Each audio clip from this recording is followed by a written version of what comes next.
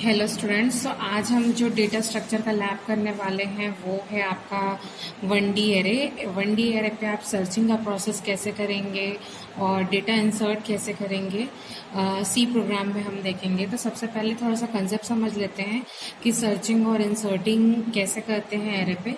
तो सबसे पहले एरे क्या होता है इसके बारे में जान लेते हैं। एरे क्या होता है? एरे एक ऐसा टाइप ऑफ डेटा स्ट्रक्चर है जिसपे आप कंटिन्यूस मेमोरी लोकेशन में 1 by 1 same homogeneous data type को होल्ड करके रख सकते हो। मतलब आप नंबर ऑफ एलिमेंट्स स्टोर कर सकते हो, बट जो डेटा टाइप यूज करेगा वो सिंगल डेटा टाइप रहेगा। सेम डेटा टाइप के वैल्यूज को आप बहुत सारे होल्ड करके रख सकते हो। तो arrays are the fundamentals of any programming language. To master any programming language you must need a proficient with arrays. और इसको परफॉर्म, जो बेसिक एरेज में हम परफॉर्मेंस ऑपरेशन करते हैं वो आपका है इंसर्शन, डिलीशन, सर्चिंग। और इसको हम देखते हैं। तो सबसे पहले समझते हैं कि सर्चिंग क्या होता है। सर्चिंग क्या होता है कि आपके पास एक गिवन लिस्ट दिया हुआ है, एरे दिया हुआ है। अब अपन को क्या करना है, कोई एक पर्टिकुलर मैं एक एलिमेंट लेती हूँ, की एलिमेंट, जिसको मुझे पर्टिकुलर एरे पे सर्च करना है। तो सपोज आपके पास कितना अराउंड 10 या 12 एलिमेंट्स है एरे पे। तो मैं की पॉइंट चूज करूंगी जहाँ पे आपको पर्टिकुलर उस एलिमेंट का पोजीशन चूज करना है। और उसका पोजीशन अगर मिल जाता है तब आपका क्या हो जाएगा कि आप जो सर्च कर रहे हो वो सक्सेसफुल रहेगा, अदरवाइज वो एलिमेंट आपका फाउंड नहीं होगा। तो सर्चिंग क्या हो जाता है? To search an element in an array you need to traverse through the array using a loop and search for the given element, है ना। आपके पास एक एरे दिया है, आपको पर्टिकुलर एक की एलिमेंट को सर्च करना है। तो आप क्या करोगे, आपके पास एरे है, आपको उसको क्या है 1 बाय 1 उस पर्टिकुलर की वैल्यू को आप क्या करोगे, चेक करोगे कि ये वैल्यू इक्वल है क्या ये वैल्यू इक्वल है next to next adjacent elements के साथ। आप एरे पे पर्टिकुलर हर एक वैल्यू को चेक करोगे, ट्रैवर्स करोगे यूजिंग लूप आप फॉर लूप या पर्टिकुलर जो भी आप for loop, do while loop, हम बेसिकली बट एरेज के साथ डील करते हैं तो हम फॉर लूप में ही बात करते हैं। तो आप लूप लोगे और पर्टिकुलर गिवन एलिमेंट को हम सर्च करेंगे।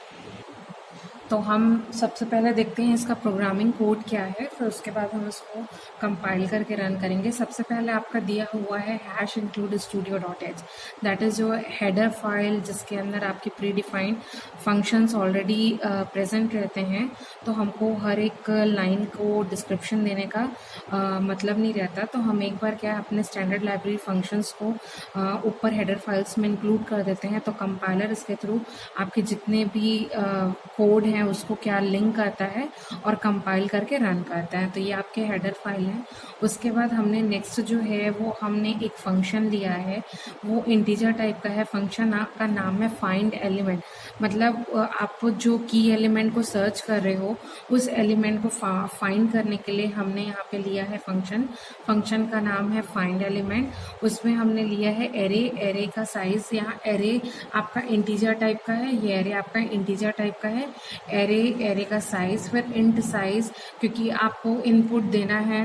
एरे आप डिक्लेयर किए तो आप पर्टिकुलर एरे डिक्लेयर करने के बाद हमको उसमें वैल्यू इनपुट करानी है ये उसके लिए। और ये है की टू बी सर्च, जो हमको वैल्यू सर्च करनी है वो है, वो भी इंटीजर टाइप का है।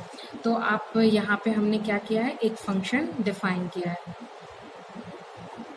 उसके बाद हमने यहाँ पे एक सिंपल इंट आई, एक लोकल वेरिएबल लिया है जो पर्टिकुलर एरे पे आपके वैल्यूज को इनटेक करेगा।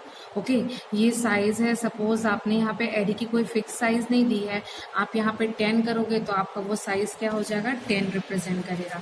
ओके, अब ये इंट आई एक लोकल वेरिएबल है जो हम फॉर लूप यूज कर रहे हैं। कब तक ये फॉर लूप चलेगा? सपोज यहाँ पे एरे को मैं यहाँ पे 10 इनपुट दे रही हूँ तो आपका वो लूप कब तक चलेगा, साइज मतलब ये 10 तक जाएगा। तो for I is equal to 0, 0th position पे हमको वैल्यू फीड करनी है। देन फर्स्ट पोजीशन पे, सेकंड पोजीशन में अप टू 10 वैल्यूज आपको यहाँ पे फीड करनी है। और फिर यहाँ पे एक ये सर्च करेगा कि एरे ऑफ आई, मतलब जो एरे का पर्टिकुलर वैल्यू है, फर्स्ट वैल्यू 0th पोजीशन का। ओके, जब आपका 0 है उस पोजीशन का वैल्यू है वो की सर्च वैल्यू है क्या, ये हर एक वैल्यू को सर्च करेगा, है ना। तो सर्च करेगा तो आपका अगर यस होता है तो रिटर्न आई होगा, अदरवाइज रिटर्न -1। उसके बाद हम आते हैं यहाँ पे आपके मेन फंक्शन पे। मेन फंक्शन आप यहाँ पे देखिए, आपका मेन एग्जीक्यूशन यहीं से स्टार्ट होता है।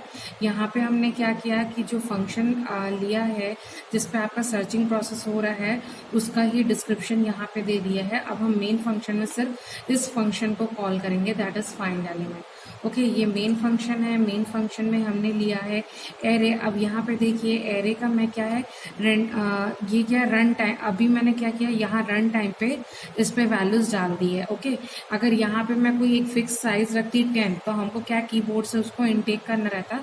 यहाँ पे अब क्या है, आपका एरे का साइज यहाँ से 1 2 3 4 5 6 7, तो आपका एरे का साइज क्या हो गया 7।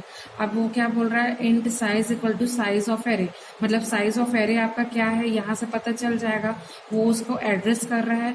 अब यहाँ पे हमने लिखा है इंट की टू बी सर्च, मतलब पर्टिकुलर की वैल्यू जो हमको सर्च करना है एरे पे, ये हमने एरे यहाँ पे डिक्लेयर किया। एरे पे वैल्यूज हमने यहीं से इनटेक करा दिए। अब साइज ऑफ साइज क्या है, एरे का जो साइज है वो एड्रेस से ले लेगा।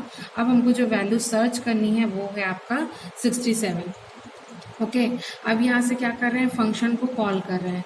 क्या कर रहे हैं, फंक्शन को कॉल कर रहे हैं। फंक्शन को कॉल करने के बाद हम क्या कर रहे हैं, फाइंड एलिमेंट, यहाँ से हम क्या कर रहे हैं, फंक्शन को कॉल किया और उसके बाद हमको यहाँ से अगर वैल्यू -1 है तो क्या होगा आपका, एलिमेंट नॉट फाउंड। मतलब अगर रिटर्न इज इक्वल टू आई, यहाँ पे हमने लिखा था, यहाँ पे देखिए ये रिटर्न इज इक्वल टू आई लिखा था, रिटर्न आई मतलब अगर वैल्यू हमको सर्च हो गई तो रिटर्न आई रहेगा, अदरवाइज रिटर्न -1। तो अगर रिटर्न -1 हो रहा है तो वहां पे हम लिखेंगे, प्रिंट एफ कराएंगे दैट की value is not found, else में आपका पोजीशन जो पर्टिकुलर एलिमेंट का पोजीशन है वो क्या होगा, आपका आगे बढ़ेगा। ओके, तो इसको चलिए गेट सी एच क्या है आपका स्क्रीन होल्ड करने के लिए। अब हम इसको कंपाइल करते हैं, सक्सेस हुआ। अब हम इसको रन करते हैं, ये देखो तो पर्टिकुलर हमने जो इनटेक दिया था वो था 67। अब का पोजीशन कहाँ पे है, तो उसका अपन को पता चल गया 5th पोजीशन पे। आप यहाँ पे देख सकते हैं 1 2 3 4 5, तो 5th पोजीशन में 67 है। की वैल्यू जो सर्च करना है वो 67, हमने एरे पे यहाँ ऑलरेडी डिक्लेयर कर दिया इंटिक वैल्यूज, हमने 67 वैल्यू का पोजीशन सर्च किया तो ये आपका 5th पोजीशन आया। तो इस तरीके से हम सर्चिंग प्रोसेस करेंगे। अभी तक हमने देखा कि कोई एक पर्टिकुलर एलिमेंट को हमको सर्च करना है एरे में, तो उसका प्रोग्राम देखा कैसे सर्च होगा। अब नेक्स्ट हमारा टास्क है कि हमको एक पर्टिकुलर एलिमेंट को इंसर्ट करना है एरे में। तो inserting an element in an unsorted array is faster as compared to sorted array, क्योंकि आपको अनशॉर्टेड एरे में पर्टिकुलर पोजीशन ढूंढने की ज़रूरत नहीं है।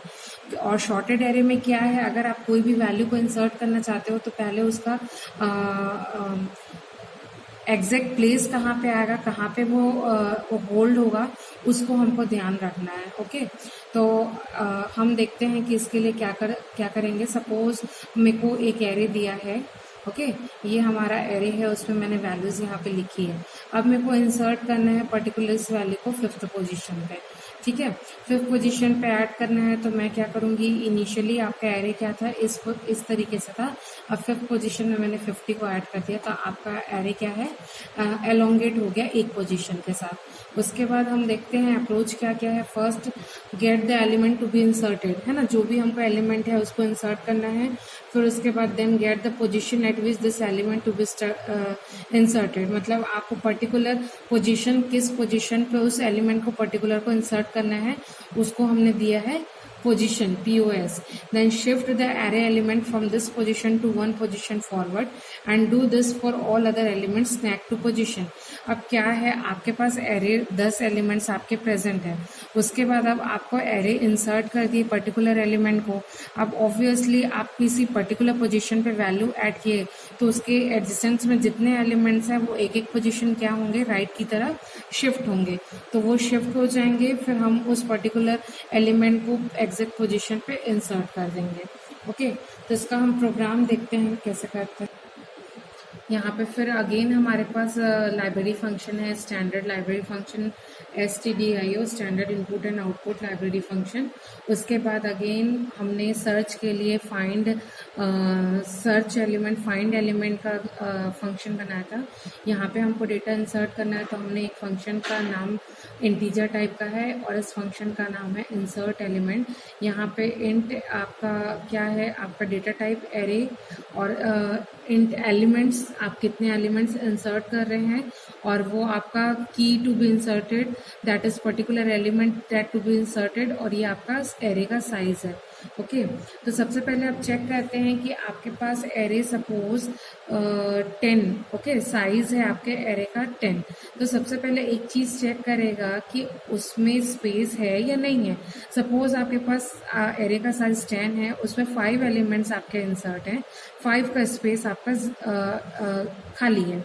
तो अब हम चेक करेंगे कि पर्टिकुलर एक और डेटा एलिमेंट ऐड करेंगे तो वहाँ पे स्पेस है या नहीं है। अगर नहीं है तो ऑब्वियसली वहाँ से हमको एग्जिट होना पड़ेगा, क्योंकि स्पेस नहीं है तो हम अननेसेसरी इंसर्ट कर नहीं सकते। तो हमको वही चेक करना है कि check the capacity of the array is already full. If elements are greater than equal to size, then हमको क्या हो जाना है, रिटर्न हो जाना है। अदरवाइज आप पर्टिकुलर जहाँ पे इंसर्ट करेंगे वहाँ पे आपका वैल्यू इंसर्ट होगी। ओके, फिर आपका यहाँ पे आया मेन फंक्शन। यहाँ पे अगेन मैंने एरे की साइज 20 डिक्लेयर की है, और यहाँ पे मैंने एरे पे इनपुट दिया है 1 2 3 4 5 6। ओके, 6 एलिमेंट्स यहाँ पे इनपुट है, एरे की साइज 20 है, मतलब 20 एलिमेंट्स आप इंसर्ट कर सकते हो। तो सबसे पहले आपका टास्क ये हो गया कि आपको अगर डेटा इंसर्ट करना है तो आपके पास स्पेस अवेलेबल है। अब इंट साइज ऑफ एरे, यहाँ से साइज उसको पता चल जाएगा। फिर अब इंट एलिमेंट 6, मतलब यहाँ पे देखो ये 6 एलिमेंट्स है वो। अब इंट आई और key to be inserted is that is 32 हमको क्या करना है, इंसर्ट करना है। ओके, तो हम क्या कर रहे हैं, बिफोर इंसर्शन आपके वैल्यूज ये प्रिंट होंगे। अब उसके बाद आफ्टर इंसर्शन आपका क्या वैल्यूज होगा वो यहाँ से पता चलेगा। आप क्या कर रहे हो, इंसर्ट एलिमेंट को, इस वाले फंक्शन को कॉल कर रहे हो, जो हमने फंक्शन ऑलरेडी डिक्लेयर करके रखा है ऊपर में। ये इंसर्ट एलिमेंट, ये वाला साइज चेक किया, फिर उसके बाद एलिमेंट इंसर्ट किया और एलिमेंट को +1 कराते चला गया। ओके, तो यहाँ पे आफ्टर इंसर्शन आपका वैल्यू फीड होगा, और यहाँ से हम देखते हैं गेट ch आपका वैल्यू होल्ड करने के, स्क्रीन को होल्ड करने के लिए है। ये आपका सक्सेस कंट्रोल लाइन। तो देखो बिफोर इंसर्शन 1 2 3 4 5 6, हमारे पास 6 एलिमेंट्स थे। अब हमको क्या करना था, इंसर्ट करना था कौन सी वैल्यू, दैट इज 32। तो यहाँ पे देखिए आप 1 2 3 4 5 6, और ये आपका 7, 1 2 3 4 5 6 और 7, इस तरीके से बिफोर इंसर्शन और आफ्टर इंसर्शन। तो ये आपका कंसेप्ट था कि डेटा इंसर्ट कैसे करते हैं एरे पे और सर्च कैसे करते हैं। Thank you.